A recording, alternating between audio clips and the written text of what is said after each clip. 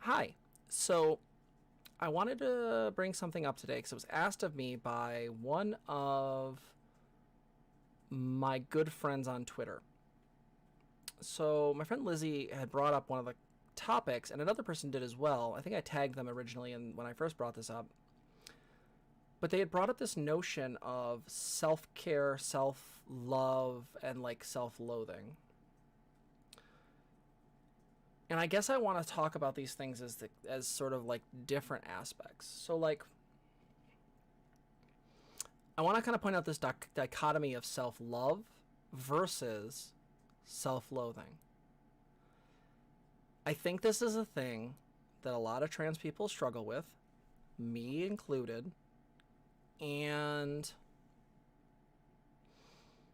I think it's a thing that is really, I think, really important because I think there's a way that the two of them are both extremes that I'm uncomfortable with. There was this great part in ContraPoints' video Cringe where she brings up this idea that sort of like self-love and self-loathing are both inherently egocentric positions. That is, and I'm paraphrasing here, but they are essentially positions by which you're sort of hyper-focusing on your sense of self, and what happens is that by hyper-focusing on your sense of self, you have this distorted perception. Self-loathing is a much more obvious one on this one, because to me, self-loathing is coming from a perspective of utterly missing the forest for the trees. You only see the bad parts of you. You only see these things that have either been sold to you as stories or these stories you made up yourself, right, due to the intervention of environment and all that stuff. Self-love, though, is a little bit harder. As a person who used to teach in the pagan community before there was a pandemic, one of the things that I know is a big deal is this idea of finding self-love, especially with people that were jokingly referred to as white lighters, right? The people that are like, oh my God, like I, everything's sunshine and light and consciousness. That's wonderful, blah, blah, blah. And like, they're great, they're lovely, they're fun. But they would get into this sort of almost manic state of self-love where it would almost feel like this feels more narcissistic than it does genuine love. To me, real love is being able to see the flaws of a person and still deeply care for them. It's not like that infatuation at the beginning of a relationship. So logically speaking, at least for me, self-love then would be sort of being able to see oneself and understand themselves, as a flawed being and still be okay with that. And so to me, I think the issue is that love by its nature is a very ambiguous term, because what we're talking about in this regard is that love in this circumstance is really, to some degree, I would argue, and this is better language in my view, self-toleration, self-tolerating, right? Like, I can't talk tonight. And the reason I say that is this, to some degree, whenever we are dealing with our sense of self, our sense of who we are, or whatnot, by definition, I think there's a tendency to go to extremes. We either self-loathe or we do this sort of egocentric way in which we sort of self sort of inflate. And I don't think that's self-love. To me, self-love is sort of begrudging sort of care, even though you know about the things about yourself that you have difficulty with. There's a picture I've shared on my Twitter, I forget by the artist, but it basically says, I'm exhausted of people, and says, well, do you want me to go? And the person's like, no, I don't want you to go, you're great. It's like, they're like, no, I exhaust me. Like, they're the problem. And to me, I feel like that kind of gets in this self-loathing thing where, to some degree, when we're talking about self-love and self-loathing, I feel like both of these things are to such an extreme that they don't reasonably or meaningfully work on a day-to-day basis. And I think what Contra talks about, and I would agree with, is this idea of sort of self-ambivalence.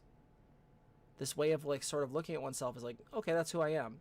Not like exalting yourself beyond a shadow of a doubt, but also not like reviling or hurting yourself to a certain level. Just being okay with you. And to me, that feels like a much more realistic direction. That feels like a much more realistic way to do things, because if we do that way,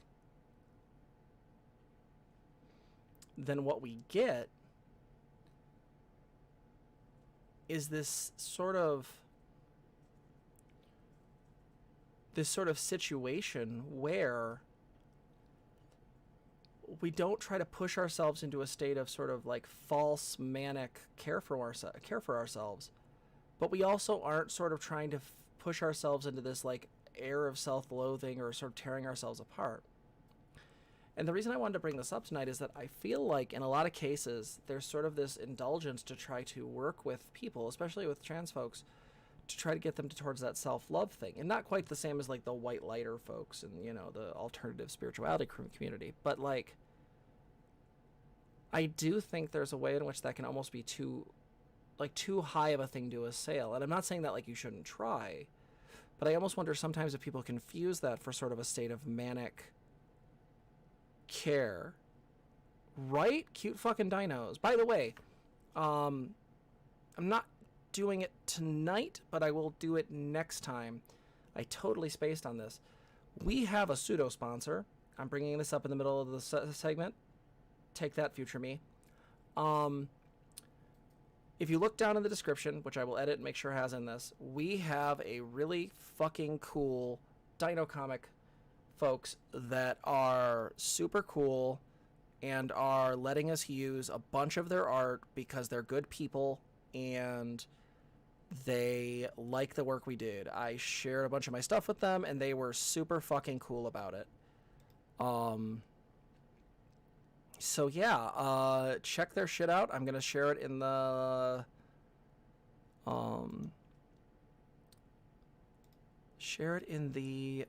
chat. Yeah, check out all their shit. Their Dino Comics, their Twitter, their JStore, or their store, excuse me. I don't know why that didn't do that right.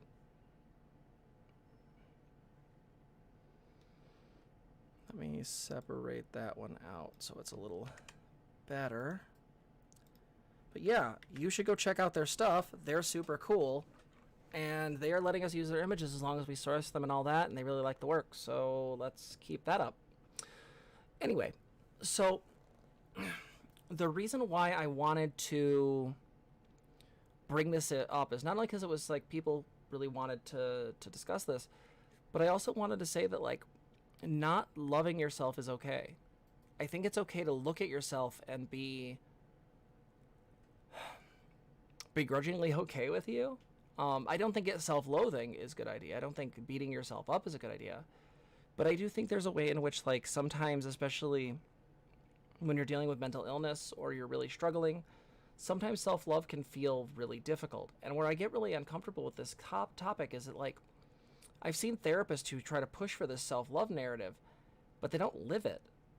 Like, I'm not making this channel to throw other therapists under the bus, but I'm going to call out the shit that I see wrong. And one of the major ones is I never want to sell anyone anything that I don't stand behind. And I don't want to ever sell anyone anything that I don't do. Right? I did meditation for years, went to 7-day silent retreats. So when I say, hey, practice mindfulness, it can help, I think that's a good thing. I'm also very, very critical of mindfulness. My way of engaging with Zen and mindfulness was one that was mania-inducing. I would get very manic, very aggressive, very hypermasculine, and it kept me from realizing who I was. It wasn't until I stopped meditating regularly for like a couple years where I suddenly started hearing, you know, the parts of me that wanted to actually come out, because I was so busy burying them under sort of a manic realization. And so when I say this stuff, it's like, I don't want it to be taken as like,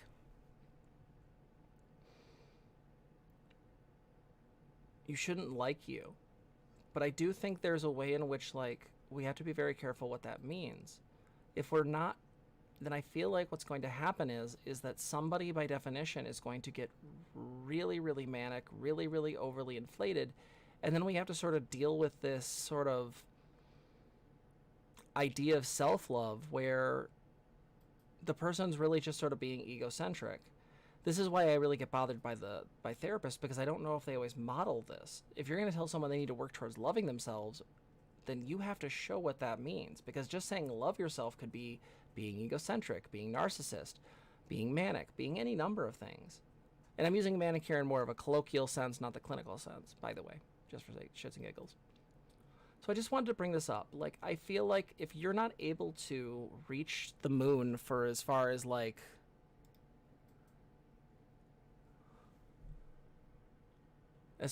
self-care, as far as self-love actually, well, then just work towards self-okayness or self-ambivalence. That way you're not looking at yourself from a distorted perspective. Now, how does this all reach to self-care? I would argue that to some degree, and this is probably going to be a thing for another stream, but I want to make it really clear that self-care is very important, and it depends on what self-care we're talking about. Because some self-care is needed at some times, and some is needed at other times. There's self-care where you push yourself, like doing yoga, meditating, eating right, that kind of stuff. And sometimes there's self-care of sitting in pajamas all day and playing video games. Sometimes there is self-care at looking at cute dinosaur cartoons for 3 hours when you're supposed to be preparing for a stream. And I want to make this super clear because I feel like one of the major issues here is that whenever we talk about self-care, there's a way in which we can almost shame ourselves for not doing it. I feel like this leads to that self-loathing. Well, why don't I just take care of myself? Well, you would if you wanted to, right? You would if you felt like it. And I don't mean wanted to as in you don't have the intention, because you very clearly could. But if you don't have the intention, you have the intention, but you don't have the emotional oomph, then that might be hard. And so I want to be really clear as like, be gentle with yourself. Figure out like really good things for self-care. One of the things I do with Zena is we do bullet journaling. It actually helps keep my little ADHD ass organized. And because Zena's spending so much time organizing me and my ADHD child, bullet journaling is super useful for them too. Yes, I agree, Nick. Cute dinosaur PJs need to be a thing. I would just walk around in like the fucking like onesie pajamas. So yeah, does this make sense to everyone? Is this tracking? Because I want to be really clear that like, as I'm trying to build something like a community, like this channel will ever get that big. I don't know. It might not. Probably won't. But like, my goal would be to not. It's getting late. I don't want to foster this idea that you're supposed to just love yourself, because especially if you're dealing with dysphoria, you don't love yourself. You hate the way you look. You struggle with you. You may not like various like fucking mannerisms you do. This whole stream, I'm fucking uncomfortable with my voice because my voice training has been behind for 4 days. Okay, Elizabeth, now you're just fucking like, you're just like, bragging. Also, that's fucking great. Yeah, Funky thought that's the trick, right? Like, and that's why the conversation around that kind of stuff is a thing.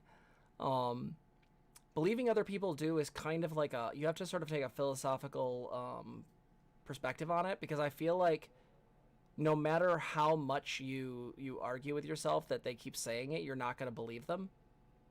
So usually what I do is sort of from a philosophical perspective is until somebody has proven to me that they're untrustworthy, my assumption is to trust what they say, even if it goes against what I believe is true for them, because often I'm wrong.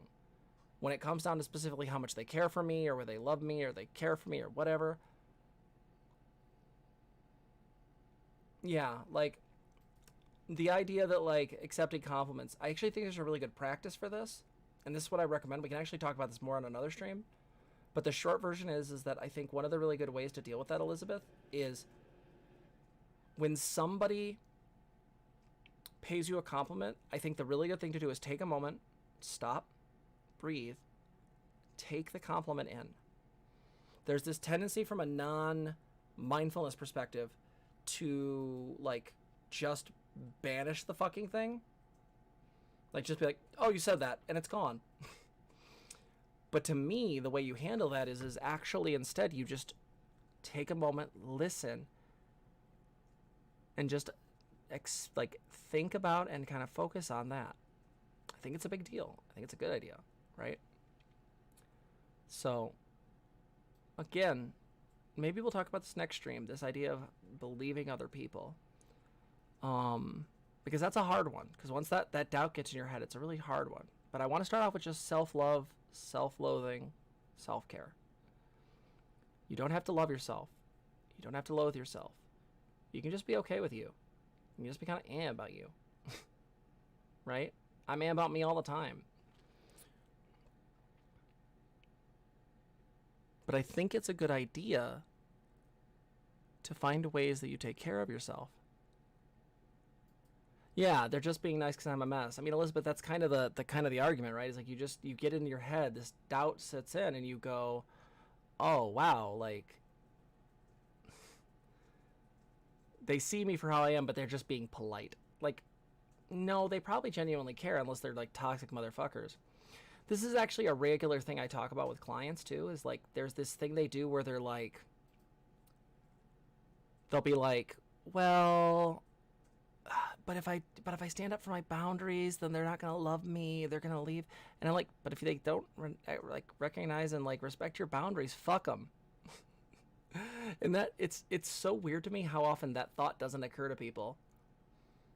Like, if people are gonna hold over your head the relationship or cause those kind of things, like, no, why do you need them?